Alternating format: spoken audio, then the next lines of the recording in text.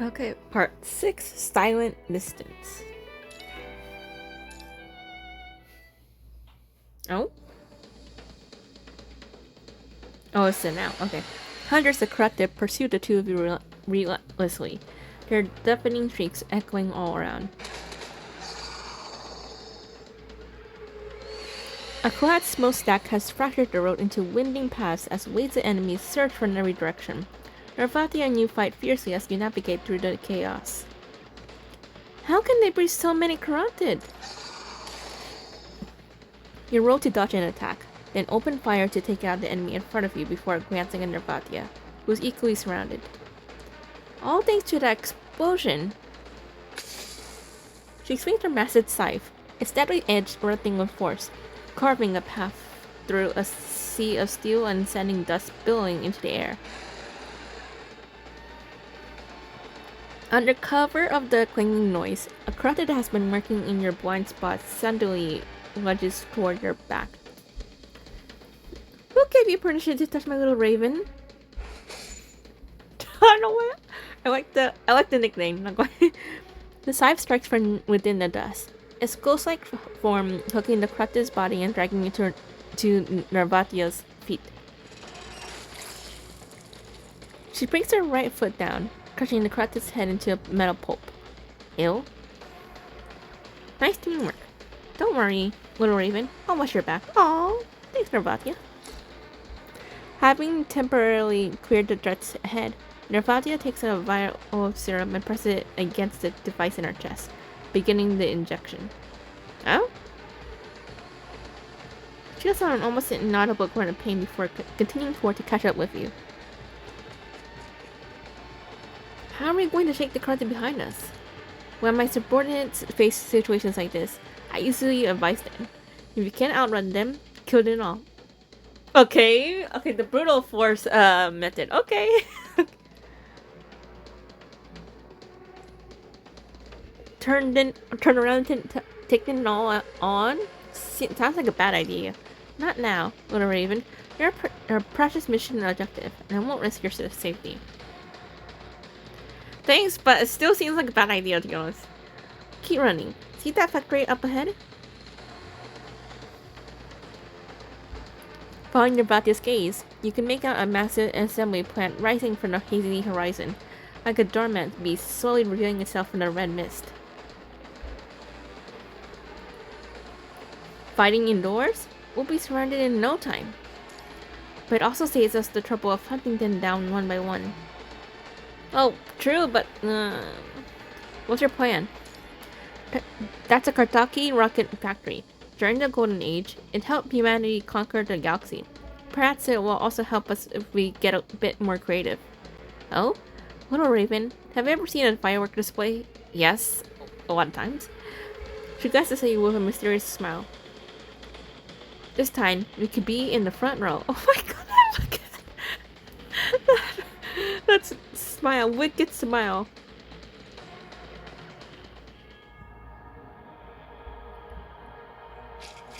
Metal hoods pound against steel plates, echoing throughout the factory like thousands of blades scraping and grinding against each other. Countless crowded are scaling the walls like ants toward the light at the end of the narrow corridor. Ladies and gentlemen, welcome! The sharp click of her heels against iron plates echoes as her tall figure stands bathed in light.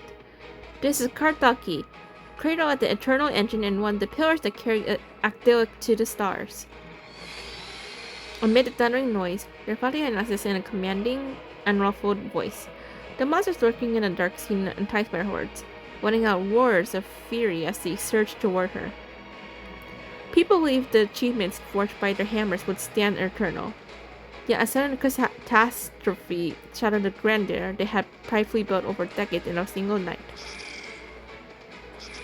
Countless shrieks answered from the darkness. The crowd did, wailing like a hurricane tearing through mountain ranges, growing ever more ferocious. How many souls lie buried here, forced to witness you defying their homeland? Now it's your turn to taste the wrath of these spirits. Her cane strikes the floor, and dozens of massive floodlights suddenly come to life, slicing through the oppressive darkness and illuminating the entire factory. On the eastern side of the crater stands an imposing row of massive rocket engines. Little Raven! She calls out loudly, looking up toward the control room. You stand there, your right hand hovering over the dust-covered glass safety panel. Oh? The moment you press the button, a deep humming rises from beneath your feet, like distant thunder heralding an approaching storm. Then, in a blink of an eye, that sound pierces through the silence, transforming into an ear-shattering roar that shakes heaven and earth. Oh? Ooh. The trembling space beneath. Dark red tongues of flame coalesce into a white torrent of plasma. The massive nozzles transform into great axes, forming from raging fire, cleaving through the enemies just feet away.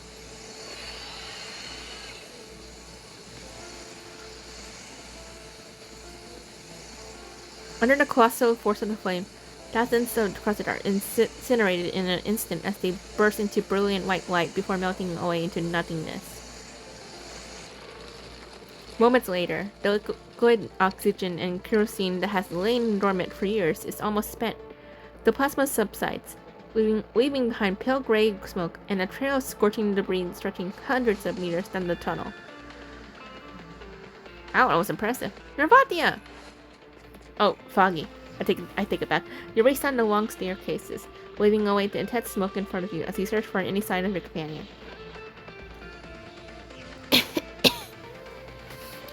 Covering her nose and mouth, Nervatia leans on her side for support as she slowly emerges from the edge of the smoky veil. Are you hurt? Just a bit. Unwell. Nervatia staggers, her right shoulder crashing into you as her side slips from her grasp and clatters to the ground. Her skin is burning hot. Sit here and rest for a moment. I need to examine you. I'm a construct. I already ran a cell diagnostic. I'm fine. Shaking her head, she whispers. But you're trembling. I'm fine. It's okay. With your support, Nervatia slowly sits down at the table. You turn back to pick up her weapon from the floor. Ugh. You hear a crumbling groan behind you, followed by a series of sharp clattering noises. What? Wait, what is it? What? Oh? Wasn't expecting a CG already. Nervatia has collapsed onto the table. Her medical vials scatter across the floor. Her legs are curled up. Her slender fingers almost completely drain the color as she shivers slightly with each labored breath. You move closer to quickly examine her trembling, exhausted frame, but you find no obvious external injuries. Her mind might be infected. In an instant, an endless hum surrounds you like raging waves. Oh! The moment you connect with Nervatia's mind, you immediately sense something wrong within. There are no signs of punishing virus infection, which means your mind beacon is useless here. Cold and deathlike, the complete stillness sends chills down your spine. Oh, wow. A massive vortex hangs at the center of this unnatural calm. It's twisting and expanding boundaries, devouring any thoughts or intentions that dare to approach. Oh. At the edge of the vortex, you glimpse the fragments of Nervatia's memories.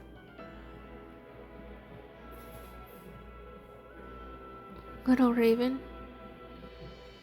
A weak murmur pulls you back to reality. What do you need me to do, Nervatia? Her gaze is unfocused, her eyelashes fluttering like dying butterflies as her weary eyes settle on you. My prescription. She points to the files at her feet. She quickly opens her arms, glancing down at the blue device in her chest before looking back up at you. You remove the plastic cover from the needle and gently sit down beside her. The translucent liquid gleams in the glass vial. Injecting medication to construct is a rare occurrence in your military career. Nervatia seems to notice your hesitation. Her lips part slightly. Her eyes misty and flickering, as if giving you silent permission. I don't understand why she's taking medication, to be honest. Like, is there something wrong with her? Oh, I don't know. Here. Nervatia reaches out and grasps your wrist. She gently pulls you closer as she leans forward, bringing you near to her frame. The cold sensation guides her arm as the needle slowly pierces her delicate skin. Hold steady. She places her other hand over your fingers and applies gentle pressure to help push the plunger as the needle slowly delivers the medication to her body. Oh my god. She grits her teeth, but a sharp, English cry still escapes. Nervatia's fingertips puncture your tactical gloves, digging deep into your skin. Damn. Ouch. The two of you remain frozen in this position for several long seconds. Yeah. She suddenly releases her grip and slumps backward like a deflated balloon before letting out a sigh of relief. Thank you, little raven. She wipes away the condensation at her temple and looks at you as you sigh in relief as well. Nervatia, I just connected to your mind. And you found a mess that rendered even your mind beacon useless, right? I saw a vortex. Is that related to your symptoms? The Council's brilliant minds often say that construct tech is humanity's greatest invention this century. It has eliminated physical suffering and freed us from the fear of time and old age. But there are those in this world whose physical wounds inflict merely a fraction of the agony their minds do. No matter how brilliant this greatest invention is, it cannot shed light on the vortex within their hearts. Oof. I am one of those people, an impenetrable shell, housing a terminal case of mental health issues. Oh. The cosmic operation didn't cure your condition? She coolly bolstered herself up, speaking with an unsettling casualness. Sometimes it's triggered by a violent explosion, other times by an ordinary argument. Any trivial aspect of daily life can set it off. To keep it from interfering with my work, I need tranquilizers to suppress it. Is it always this painful? Always. It's been over 20 years now. 20 years? Damn. Jeez. She picks up her weapon from the ground and carefully stretches her body. Her tone remains calm, as if she is long accustomed to these episodes recurring throughout her life. Imagining how this agony has ravaged her body and mind thousands upon thousands of times before, you cannot help but admire her resilience. You hear an invocation from the comms at your waist. Comms is restored? However, the signal loss displayed on your terminal quickly dispels your assumption. Aww! Perhaps the rocket's impact earlier disrupted the red mist somehow. Nervatia leans in close, reading a message from the military and looks at you. The military is broadcasting information of Satellite City, just outside Kartaki. They're advising me to evacuate there for now. No, they don't know what's happening inside the radiation zone. Nobody knows what disaster might unfold if we allow that golden tree to keep growing. Puglia Forest Park. That place should mean more to you than it does to me. Oh, ouch. No, not that place again. Chilling memories flood back into your mind. You're right. Nothing related to the punishing virus can be delayed. But you glance at Nervatia, meeting her wary gaze. The corruption in this area has been mostly eliminated, so why don't you stay here and rest, or head to that satellite city? You have 2 red mist blockers. I can do this myself. Your words are cut short as Nervatia suddenly flicks her forehead. Ow! First off, little raven, I'm perfectly fine right now. You don't need to worry about my condition. Not now, not ever. I can take care of myself, so don't let it distract you. Oh my goodness. Come on.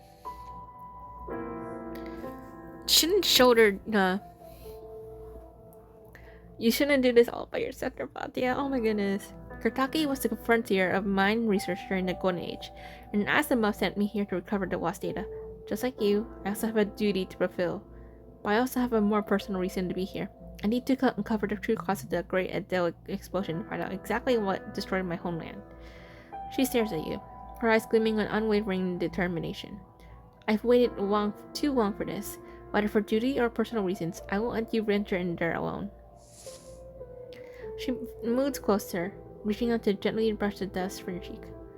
As security director, perhaps my judgment carries more weight when it comes to safety issues. Wouldn't you agree, little raven? I understand. I respect your decision. With her mind made up, all you can do is cooperate and move forward with her until the truth behind the radiation zone's expansion is uncovered. Should we rest a bit before heading out? That's not necessary. We wasted enough time dealing with the corrupted. As you said, matters regarding the punching virus can't be delayed. No one knows what other surprises the radiation zone and that tree might have in store for us. Nervati rises to her feet with the help of her scythe and extends her hand to you. Protecting humanity from future threats. That's a duty we both share. Let's move out now.